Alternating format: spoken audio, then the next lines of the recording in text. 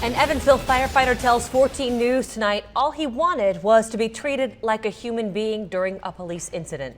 The off-duty firefighter who had been riding his bicycle claims he was cuffed, thrown to the ground, and threatened with a taser after a police officer thought he had given him the middle finger.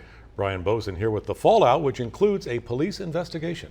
David and Jackie, firefighter George Madison Jr. says he doesn't want any publicity. He just doesn't want this to happen to somebody else. We caught up with George tonight, who declined to be interviewed, but George tells us he's shaken by the incident and believes this may have been personal. This is the picture gone viral. Evansville firefighter George Madison Jr. kneeling on the ground near the corner of Riverside and Weinbach in handcuffs. He tells 14 News he was threatened with a taser and scared by the officer's actions. He called me yesterday afternoon right after the incident happened. Said he was on his bicycle, went through a stop sign, saw a police car, and said that he waved at the officers, but he thinks the officers thought he was flipping them off. Police Chief Billy Bolin, who is friends with Madison, says the incident is now under investigation. I know him. I like him.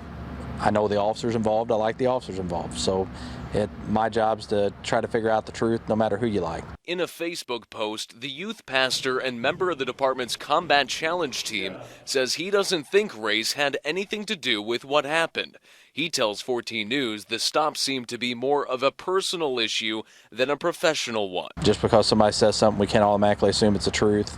Not saying I'm doubting anything George has said, but we got to hear both sides and get to the bottom of it. Madison says he's not out to create a media storm and wants the investigation to run its course. He tells 14 News there are great guys on our police department.